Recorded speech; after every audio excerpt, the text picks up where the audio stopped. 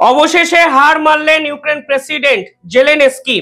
এবং এই হার শুধু ইউক্রেনের হার নয়, তা হয়তো আন্তর্জাতিক স্তর ইতিমধ্যেই বুঝে গেছে। এই হার অনেক বেশি ডোনাল্ড ট্রাম্পেরও হার, তা কিন্তু আর বুঝতে অসুবিধা নেই। এবং এই লম্বা যুদ্ধের পর যেভাবে এই পুরো বিষয়টি সমাপ্তি ঘটতে চলেছে বলে মনে করা হচ্ছে, তাতে একটা জিনিস পরিষ্কার, রাশিয়া এবং পুতিন শেষ মুহূর্ত অবধি যেভাবে লড়াই করলেন তা কিন্তু সাধুবাদ যোগ্য। এবং রাশিয়াকে যারা ব্যাক করেছে প্রথম থেকে, যারা রাশিয়ার পাশে ছিল, তাদের মধ্যে অন্যতম ভারত।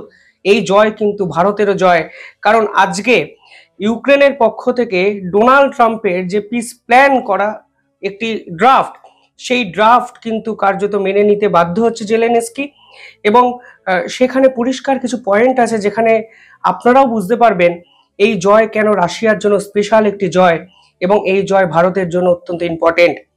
ঠিক এক সপ্তাহ আগে ডোনাল্ড ট্রাম্পের প্রশাসন 28টি পয়েন্ট জেলেনস্কির উদ্দেশ্যে দিয়েছিলেন এবং ডোনাল্ড ট্রাম্প বুঝতে পেরেছিলেন যে পুতিনের সঙ্গে বারবার বৈঠক করেও তিনি পুতিনকে রাজি করাতে পারছেন না যুদ্ধ থামানোর।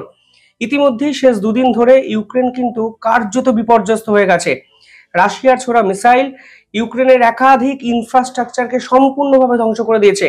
ফলে জেলেনস্কিও বুঝে যান যে এই পিস প্ল্যানকে এগ্রি করা ছাড়া তার কাছেও কোনো অপশন নেই।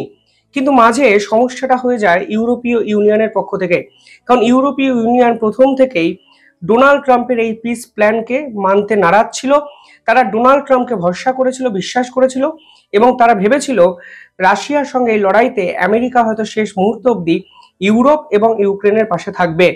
কিন্তু পরিবর্তিত পরিস্থিতি অনুযায়ী পুতিন যেভাবে ডোনাল্ড ট্রাম্পের বিপক্ষে মাথা উঁচু করে দাঁড়িয়েছিলেন এবং শেষ মুহূর্ত অবধি লড়াই করার বার্তা দিয়েছিলেন, তাতে একটা জিনিস পরিষ্কার হয়ে যায় যে ট্রাম্প কোনো অবস্থাতেই নেগোসিয়েটর হয়ে এই যুদ্ধ থামানোর জায়গা নেই। এর জন্য তিনি ইউক্রেনকে একটি প্রস্তাব দিলেন, যে প্রস্তাব মেনে নেওয়া মানে কার্যত ইউক্রেনের কাছে হার। এবং সেই প্রস্তাবের একটি ড্রাফট বা খসড়া রাশিয়ার কাছেও পাঠানো হয়েছে। 28টি প্ল্যানের এই খসড়া সবটা মিডিয়ায় আসেনি, কিন্তু 4 থেকে 5টা পয়েন্ট যে সামনে এসছে তা আপনারাও শুনলে বুঝে যাবেন এ আসলে রাশিয়ার অনেক বড় জয়।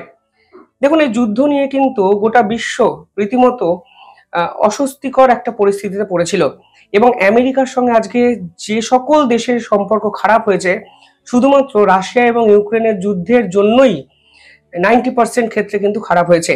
আপনি রাশিয়ার সঙ্গে ভারতের যেহেতু সম্পর্ক আছে, এজন্য আমেরিকার সঙ্গে ভারতের দ্বৈরথ তৈরি হয়েছে। ভারতের সঙ্গে তারা অকারণে পাঙ্গা নিয়েছে, সেই পাঙ্গা নিয়ে তারা ডুবেছে।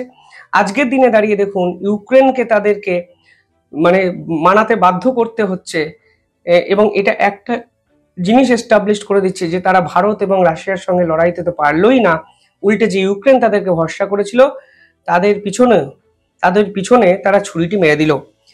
যাই হোক, এবার কিছু গুরুত্বপূর্ণ পয়েন্ট সকলের জানা উচিত। দেখুন, 28টাই পয়েন্টে অন্যতম যে পয়েন্ট তা হলো সিজ ফায়ার ইমিডিয়েটলি, অর্থাৎ যে যেখানে আছে সেখানেই দাঁড়িয়ে যাও, যুদ্ধ অবিলম্বে বন্ধ করো এবং দুই দেশের যে প্রিজনার আছে একে অপরকে দিয়ে দাও এবং অবিলম্বে এই যে লাইন আছে, লাইন অফ অ্যাকচুয়াল কন্ট্রোল, সেই জায়গাতেই এই সমস্ত নাগরিক বা সমস্ত সেনাবাহিনীর সদস্যদের আটকে যাওয়ার অনুরোধ রাশিয়া এবং ইউক্রেনের কাছে এই পিস প্ল্যান অনুযায়ী করেছে আমেরিকা। অর্থাৎ রাশিয়া তো ইউক্রেনের 4টি জায়গা অলরেডি দখল করে নিয়েছে এবং ইউক্রেন কোনো অবস্থাতেই তা দিতে নারাজ। এবার এই পিস প্ল্যানকে যদি মান্যতা দিতে হয় তাহলে রাশিয়ার মিলিটারি যেখানে আছে সেখানেই দাঁড়িয়ে যাবে। অর্থাৎ ইউক্রেনের যে মেন অঞ্চল Donbas region, Kherson region, Zaporizhzhia এবং 2014 সালে অধিকৃত ক্রিমিয়া, তা কিন্তু রাশিয়ার দখলেই থাকবে। অত্যন্ত ইম্পর্টেন্ট একটি পয়েন্ট। অর্থাৎ ইউক্রেন কিন্তু তার টেরিটোরিয়াল ইন্টিগ্রিটিকে রক্ষা করতে পারলো না, কারণ ইউক্রেনও কালকে জানিয়ে দিয়েছে তারা এই 28টা পয়েন্টকে অত্যন্ত গুরুত্ব সহকারে বিবেচনা করছে এবং তাদের কাছে করারও কিছু নেই। কালকে আরো একটি রিপোর্ট সামনে এসে যেখানে বলা হয়েছিল যে 28টা পয়েন্টের মধ্যে 19টি পয়েন্ট নতুন করে রিভাইজড করা হয়েছে এবং তারা মানতে রাজি। এবার সিজ ফায়ার ইমিডিয়েটলি আপনারা বুঝতে পারছেন। সেকেন্ড যে পয়েন্টটি এখানে বলা হয়েছে যে সিকিউরিটি গ্যারেন্টি, এক্ষেত্রে ইউক্রেনকে সিকিউরিটি গ্যারেন্টি আমেরিকা দিতে পারে এবং আমেরিকা এখানে ড্রোন বা বিভিন্ন ক্ষেত্রে মনিটরিং করবে যেন ইউক্রেনের কোনো রকম ভবিষ্যতে বিপদ না হয়। কিন্তু ইউক্রেনকে ন্যাটোর সদস্য করা হবে না, যা রাশিয়া কোনোভাবেই চায়নি। মানে রাশিয়া প্রথম থেকেই বলেছিল যে ইউক্রেন যেন ন্যাটোর সদস্য না হয়। আজকে এই পয়েন্ট ডোনাল্ড ট্রাম্পও মেনে নেন এবং এখানে বলা হয় যে আমরা ইউক্রেনকে ইউরোপীয় ইউনিয়নের সদস্য করতে পারি, কিন্তু ন্যাটোর সদস্য করা যাবে না। সিকিউরিটি গ্যারেন্টি মানে সাউথ কোরিয়া এবং নর্থ কোরিয়ার মাঝে যেভাবে বাফার জোন ক্রিয়েট করা হয়েছে, আমেরিকা বলছে এখানে ঠিক বাফার জোন আমরা ক্রিয়েট করতে পারি। আরো একটা বিষয়, আমরা অফিসিয়ালি ঘোষণা করব না যে এই অংশটি ইউক্রেনের, এই অংশটি রাশিয়ার। আমরা এইভাবে ঘোষণা করতে পারি যে Russia occupied Donbas, Ukraine occupied Crimea, মানে উদাহরণস্বরূপ। অর্থাৎ আমরা অফিসিয়ালি ঘোষণা করলাম না, অর্থাৎ সাপও মরল লাঠিও ভাঙলো না, এই রকম একটা আন্ডারস্ট্যান্ডিং করে আপাতত এই যুদ্ধ থামাও। ইউক্রেন এবং রাশিয়া দুজনের কাছেই ডোনাল্ড ট্রাম্প এই অনুরোধ করেন। তৃতীয়ত যে পয়েন্ট সেখানে বলা হচ্ছে, যেটা ভারতের জন্য অত্যন্ত ইম্পর্টেন্ট, যে রাশিয়ার উপর থেকে যাবতীয় সমস্ত স্যাংশন তুলে নিতে হবে। এবং রাশিয়া এই দাবি আমেরিকার কাছে করেছিল এবং ডোনাল্ড ট্রাম্প এটাতে কার্যত শিলমোহর দেন। এবার যুদ্ধই যদি থেমে যায় তাহলে এই স্যাংশনের কোনো ভ্যালু নেই। উল্টে আমেরিকা স্পষ্ট বলছে যে শুধুমাত্র রাশিয়ার উপর থেকে স্যাংশন তারা তুলবে তা নয়, রাশিয়ার সঙ্গে যেন ইউরোপীয় ইউনিয়নের বিভিন্ন দেশের ব্যবসা বাণিজ্য হয়, রাশিয়ার সঙ্গে রাশিয়ার পার্টনার সমস্ত দেশের যে ব্যবসা বাণিজ্য এতদিন চলছিল সেগুলো যেন হয়, তাতে আমেরিকা সাহায্য করবে। এবার এখানেই আমার পরের প্রশ্ন, যখন আপনাদেরকে হার মানতেই হলো তখন অকারণে শেষ 6টা মাস কেন লড়াইটা করলেন ভারতের সঙ্গে? ভারত এবং রাশিয়ার মতো প্রভাবশালী দুই রাষ্ট্রকে আসলে ডোনাল্ড ট্রাম্প সম্পূর্ণভাবে মিসজাজ করেছেন, সম্পূর্ণভাবে মিসজাজ করেছেন এবং তাদেরকে ভুল বুঝেছেন, মিসআন্ডারস্ট্যান্ডিং আপনারা বলতে পারেন। তারা ভেবেছিল যে আমেরিকা পৃথিবীর সর্বশ্রেষ্ঠ রাষ্ট্র, তারা যা বলবেন সেটাকেই মেনে নেবে, কিন্তু আজকের দিনে দাঁড়িয়ে দেখুন রাশিয়া এবং ভারত তাদের সিদ্ধান্তে অবিচল থেকে ইউক্রেন এবং ডোনাল্ড ট্রাম্পকে হার মানতে কিন্তু বাধ্য হলো, যা কিন্তু এই শতাব্দীর ইতিহাস যদি কখনো লেখা হয় তা কিন্তু স্বর্ণাক্ষরে লেখা থাকবে। এইরকম একাধিক গুরুত্বপূর্ণ পয়েন্ট এই ডিলে আছে। যদি ডিটেলিং এ যান তাহলে আপনারা খুব সহজেই আরো বুঝে যাবেন যে এ আসলে ইউক্রেনের বড় পরাজয়। ইউক্রেনের পরাজয় মানে ইউরোপীয় ইউনিয়ন এবং ডোনাল্ড ট্রাম্পেরও কাছে কিন্তু বড় পরাজয়।